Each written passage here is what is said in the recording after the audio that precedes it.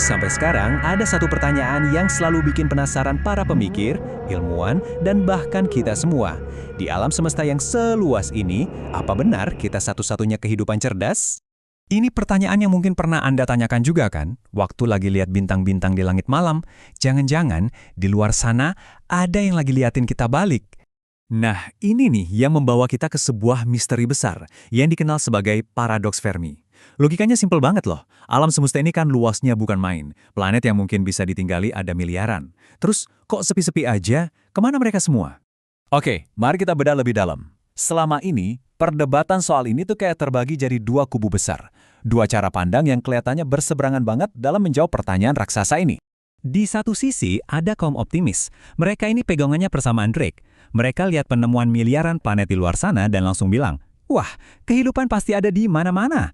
Tapi, di sisi lain ada kaum pesimis yang datang dengan ide yang lebih bikin merinding, hipotesis bumi langka. Dan yang lebih serem lagi, mereka ngomongin soal saringan besar, kayak ada rintangan kosmik yang bikin hampir semua kehidupan gagal buat maju. Dua-duanya argumennya kuat kan? Tapi gimana kalau ternyata selama ini kita salah nanya? Gimana kalau kerangka berpikir optimis lawan pesimis ini malah bikin kita nggak lihat gambaran yang lebih besar? Sekarang kita masuk ke inti pembahasannya. Sebuah ide radikal yang bisa mengubah total cara kita memandang masalah ini. Ide yang mungkin bisa jadi jembatan antara dua kubu tadi. Konsepnya namanya proto-kesadaran otonom. Gini deh gampangnya. Gimana kalau kesadaran itu bukan sesuatu yang spesial, yang cuma muncul di otak makhluk hidup?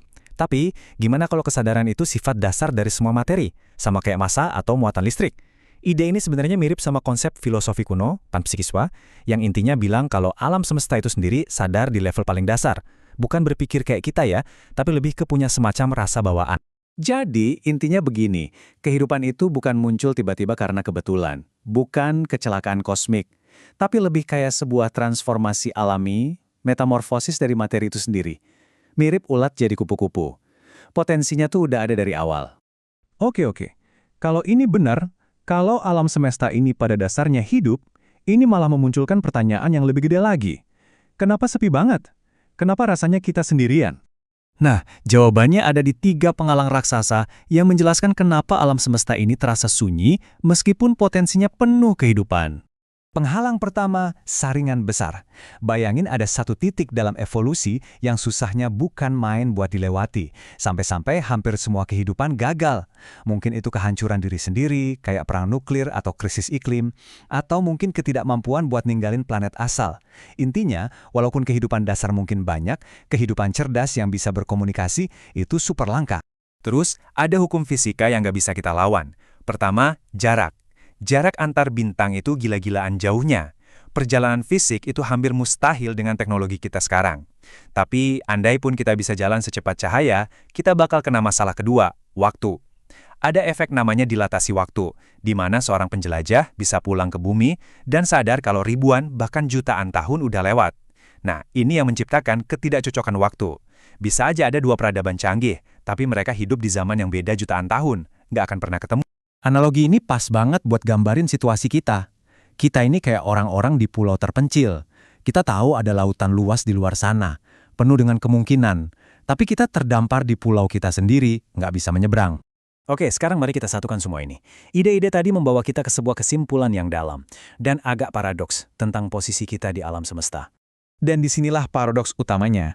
Secara fundamental, di level paling dasar, kita mungkin nggak pernah sendirian. Alam semesta ini hidup.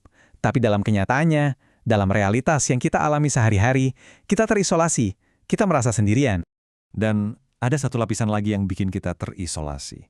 Kita masih bayi secara teknologi. Ada yang namanya skala Kardashev, yang mengukur level teknologi peradaban. Kita manusia bahkan belum sampai tipe I. Artinya, kita bahkan belum bisa pakai semua energi dari planet kita sendiri. Mungkin kita ini terlalu primitif buat dideteksi, atau buat mendeteksi mereka. Dan ini membawa kita ke jawaban baru untuk paradoks Fermi. Mungkin langit itu nggak benar-benar sunyi. Mungkin langit itu penuh dengan bisikan peradaban dari masa lalu dan masa depan. Kita aja nggak bisa dengar. Suara mereka hilang ditelan jurang waktu dan ruang yang tak terbatas. Jadi, semua pembahasan ini meninggalkan kita dengan satu pertanyaan pamungkas. Mungkin pertanyaan terpentingnya bukan lagi di mana mereka, tapi lebih ke kita ini apa? Kalau kita ini bagian dari alam semesta yang memang hidup, yang terus bermetamorfosis menuju kesadaran yang lebih tinggi. Lalu, apa sebenarnya tujuan akhir dari perjalanan kita ini?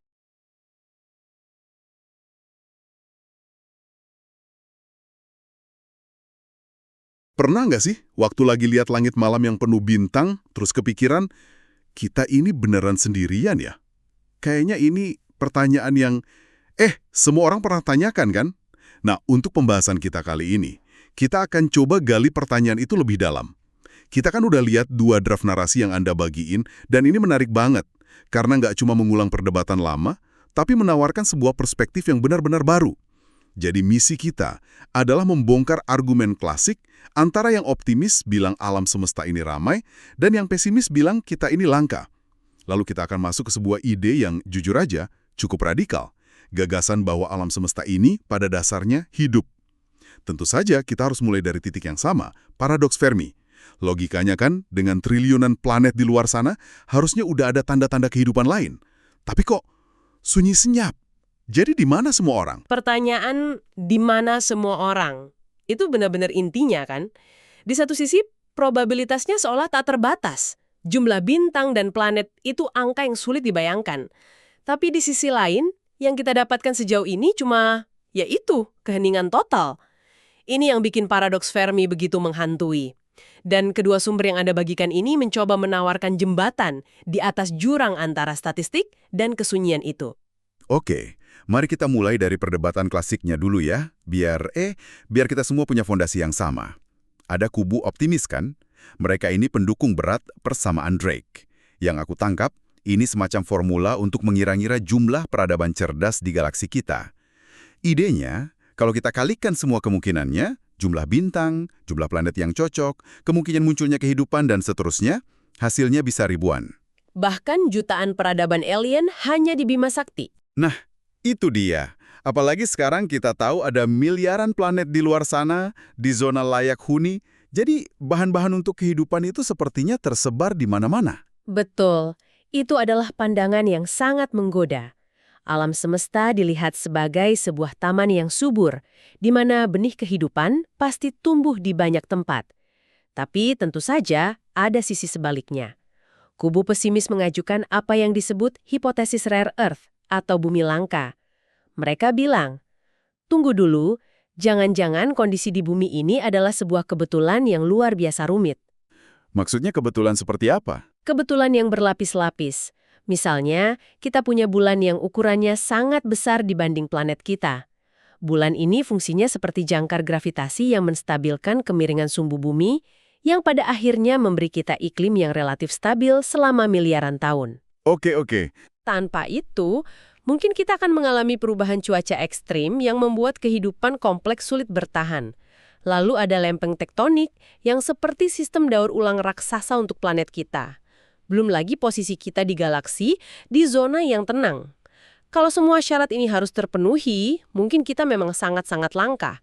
Nah, pemikiran ini mengarah pada satu konsep yang cukup menyeramkan, the Great Filter. Saringan besar. Wah, namanya saja sudah kedengaran agak seram ya.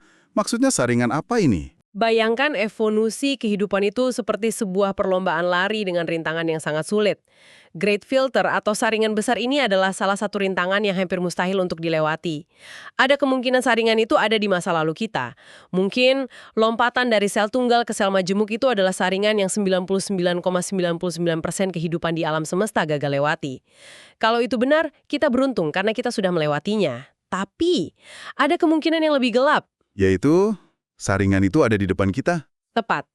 Ini yang paling mengkhawatirkan. Hipotesis ini mengatakan bahwa mungkin kehidupan cerdas itu sering muncul, tapi mereka selalu menghancurkan diri sendiri sebelum bisa menguasai perjalanan antar bintang. Entah itu lewat perang nuklir, perubahan iklim, AI yang lepas kendali. Menurut pandangan ini, keheningan di kosmos bukanlah tanda ketiadaan, melainkan suara kuburan dari peradaban-peradaban yang gagal. Oke. Ini benar-benar 2 kutub yang ekstrim. Satu bilang langit penuh dengan kehidupan, satu lagi bilang langit penuh dengan kuburan peradaban. Rasanya seperti kita mantok di sini. Tapi disinilah draft yang Anda bagikan itu menawarkan sesuatu yang benar-benar di luar dugaan kan? Mereka tidak memilih salah satu, tapi menawarkan jalan ketiga. konsep yang mereka sebut proto-kesadaran otonom. Benar, ini adalah titik di mana diskusinya berbelok dari astronomi konvensional ke sesuatu yang lebih fundamental, yang menyentuh fisika dan bahkan filsafat. Idenya adalah mencoba membingkai ulang pertanyaan dasarnya. Coba kita bedah pelan-pelan. Di dalam draft itu ada analogi yang bagus, soal ulat dan kupu-kupu. Jadi alih-alih melihat kehidupan sebagai sebuah kebetulan langka, seperti menang lotre kosmik, perspektif ini bilang bahwa kehidupan itu adalah konsekuensi yang tak terhindarkan dari hukum fisika. Sama seperti ulat yang punya program internal untuk jadi kupu-kupu, materi itu sendiri mungkin punya potensi inheren untuk jadi hidup. Jadi, kehidupan bukan sesuatu yang terjadi pada materi, tapi sesuatu yang... Sesuatu yang muncul dari dalam materi itu sendiri. Nah, persis. Apa yang menarik dari ide ini adalah meskipun terdengar baru dan radikal, ia punya akar dalam pemikiran filosofis kuno yang disebut panpsikisme. Kalau kita coba tarik ke gambaran besarnya, panpsikisme ini adalah gagasan bahwa kesadaran atau setidaknya benih kesadaran, semacam proto-kesadaran, adalah properti fundamental dari alam semesta, sama seperti massa atau muatan listrik yang dimiliki oleh setiap partikel. Tunggu dulu. Ini kedengarannya agak aneh ya. Jujur aja, ide bahwa batu atau partikel debu punya semacam kesadaran itu kan sulit diterima secara intuisi. Maksudnya, batu kan nggak bisa mikir. Tentu, dan ini poin yang sangat penting. Panpsikisme tidak mengatakan bahwa sebuah batu punya pikiran atau bisa merasa sedih. Itu namanya animisme. Panpsikisme beroperasi di level yang jauh lebih fundamental. Idenya adalah partikel-partikel dasar, seperti elektron atau quark, yang menyusun batu itu memiliki bentuk properti mental yang sangat-sangat sederhana, sebuah rasa internal yang nyaris nol. Tapi ketika miliaran partikel ini bergabung dalam struktur yang sangat kompleks seperti otak manusia, barulah sifat-sifat mental sederhana ini bisa bergabung dan menghasilkan kesadaran tingkat tinggi seperti yang kita alami. Jadi kesadaran kita bukanlah sebuah keajaiban yang muncul dari ketiadaan, melainkan hasil dari akumulasi properti yang sudah ada di seluruh alam semesta. Wow. Oke, kalau begitu implikasinya luar biasa besar. Kalau ide proto-kesadaran ini benar, berarti alam semesta ini secara fundamental hidup atau setidaknya berpotensi sadar di setiap sudutnya. Kita sama sekali nggak sendirian. Kita justru dikelilingi dan terbuat dari bahan-bahan yang sadar. Kita ini bagian dari kosmos yang hidup. Persis. Paradigma pencariannya berubah total. Pertanyaannya bukan lagi apakah ada kehidupan di luar sana, tapi menjadi dalam bentuk apa kehidupan bermanifestasi di tempat lain. Kita bukan lagi mencari anomali, tapi mencoba mengenali sifat dasar dari realitas itu sendiri. Oke, aku coba ikutin alur pikirnya. Anggaplah ide ini benar. Alam semesta ini hidup dan penuh potensi. Tapi ini justru membuat paradoks Fermi jadi lebih aneh lagi kan? Kalau potensi kehidupan ada di mana-mana, kenapa langit tetap sunyi senyap? Kenapa kita masih merasa terisolasi? Dan itu adalah pertanyaan kunci yang coba dijawab oleh sumber-sumber ini. Ini yang mereka sebut sebagai paradoks isolasi. Mengapa kita terisolasi secara praktis meskipun secara fundamental kita tidak sendirian? Mereka menguraikan 3 hambatan raksasa. Hambatan pertama adalah sesuatu yang sudah kita singgung, kerapuhan peradaban cerdas. Ini pada dasarnya adalah great filter lagi. Mungkin alam semesta memang terus-menerus melahirkan peradaban cerdas, tapi mereka seperti kembang api, bersinar terang sesaat, lalu padam. Jadi alam semesta ini mungkin penuh dengan reruntuhan peradaban yang sudah punah. Oke, itu hambatan pertama. Lalu yang kedua? Hambatan kedua adalah skala kosmik dan skala teknologi. Sumber ini menyinggung skala Kardashev, yang mengukur kemajuan peradaban berdasarkan konsumsi energinya. Peradaban tipe 1 bisa mengelola semua energi di planetnya. Tipe 2, semua energi di bintangnya, dan tipe 3 di galaksinya. Kita bahkan belum sampai tipe 1. Kita mungkin masih di tipe 0,7 lah. Iya juga ya. Jadi, ada kemungkinan kita ini terlalu primitif untuk bisa dideteksi. Bayangkan, sebuah suku di hutan terpencil mencoba mencari sinyal Wi-Fi. Bukan berarti kota besar tidak ada, hanya saja teknologinya berada di level yang sangat sekali berbeda. Oke. Dan yang ketiga, yang disebut sebagai dinding fisika itu sendiri. Ini sepertinya yang paling fundamental. Benar, ini mungkin penghalang yang paling tidak bisa diatasi. Jarak dan waktu. Disinilah teori relativitas Einstein masuk. Konsep kuncinya adalah dilatasi waktu. Bayangkan sebuah peradaban super maju mengirimkan pesawat mendekati kecepatan cahaya. Bagi kru di dalam pesawat, perjalanan ke bintang terdekat mungkin terasa beberapa tahun. Tapi karena dilatasi waktu, saat mereka tiba, puluhan ribu tahun mungkin sudah berlalu di planet asal mereka dan di planet tujuan. Tunggu, ini benar-benar mengubah segalanya. Jadi masalahnya bukan cuma soal membangun pesawat yang cukup cepat, tapi bahkan kalau kita bisa, waktu itu sendiri yang jadi musuh utama kita. Itu cukup bikin putus asa ya. Tepat sekali. Ini yang disebut mismatch timing atau ketidakcocokan waktu. Sebuah peradaban bisa mengirim pesan, tapi saat pesan itu tiba, peradaban penerima mungkin sudah punah jutaan tahun yang lalu, atau sebaliknya. Jadi, gabungan dari tiga hambatan ini, kerapuhan, kesenjangan teknologi, dan dinding fisik, menciptakan apa yang disebut isolasi efektif. Isolasi efektif? Aku suka istilah itu. Jadi kita seperti tinggal di sebuah pesta raksasa, tapi semua orang pakai noise-canceling headphones dan berdiri di sudut ruangan yang berbeda. Kita secara teknis nggak sendirian, tapi rasanya benar-benar sendirian. Analogi yang sangat bagus, atau seperti yang digambarkan dalam salah satu draft, kita tinggal di sebuah kepulauan yang sangat luas. Setiap pulau penuh dengan kehidupan, lautan di antara pulau-pulau itu juga penuh potensi. Tapi jarak antar pulau begitu jauh dan badai Great Filter begitu sering terjadi, sehingga para penghuni pulau tidak pernah bisa bertemu. Kita sendirian secara praktis, meskipun tidak sendirian secara fundamental. Ini kan ide yang liar banget ya, membawa kita jauh melampaui sains murni. Gimana cara kita menyambungkan konsep sebesar ini ke hal-hal yang lebih kita kenal dalam budaya kita? Sumber-sumber ini kan juga mencoba melakukannya. Betul, dan di sini kita masuk ke ranah interpretasi. Penting untuk menggarisbawahi bahwa ini bukan lagi hipotesis ilmiah yang bisa diuji, tapi lebih ke upaya mencari makna, misalnya dari sudut pandang religius atau spiritual. Ide bahwa setiap partikel materi punya benih kesadaran bisa dilihat sebagai cerminan modern dari konsep percikan ilahi. Ini bisa selaras dengan gagasan bahwa kekuatan pencipta menanamkan potensi kehidupan di seluruh ciptaannya. Ini menawarkan jembatan, bukan konflik antara sains dan keyakinan. Menarik sekali, jadi bukan saling meniadakan, tapi justru bisa saling memperkaya. Oke, kalau soal UFO dan fenomena aneh di langit gimana? Kan banyak banget tuh yang percaya kita didatengin alien. Apakah teori ini justru membantah itu semua? Justru di sini jadi lebih menarik. Teori ini tidak serta-merta membantah, tapi menawarkan interpretasi yang berbeda. Jadi, kalau kita pakai kerangka ini, para UFOlogis itu nggak sepenuhnya salah. Cuma mungkin salah menafsirkan. Fenomena udara tak teridentifikasi itu mungkin nyata, tapi alih-alih kunjungan alien dalam arti klasik makhluk dari planet X datang naik piring terbang, fenomena itu bisa jadi sesuatu yang lain. Sesuatu yang lain seperti apa?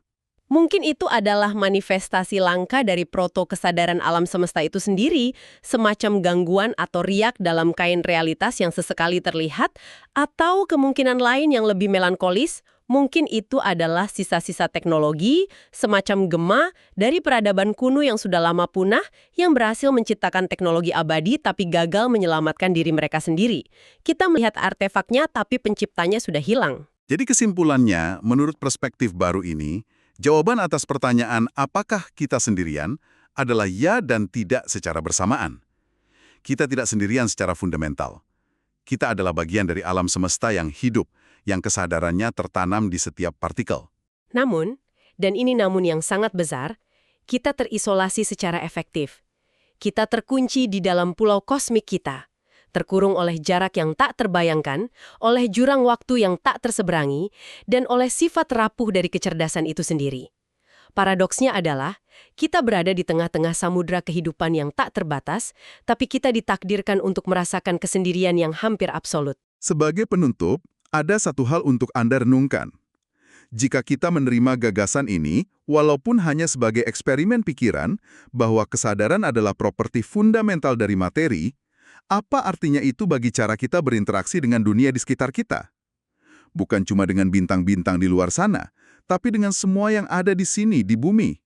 Dari gunung, lautan, sampai setiap organisme. Apa yang berubah jika kita melihat semua itu bukan sekedar kumpulan objek mati, melainkan sebagai sesama bagian dari kosmos yang hidup dan sadar?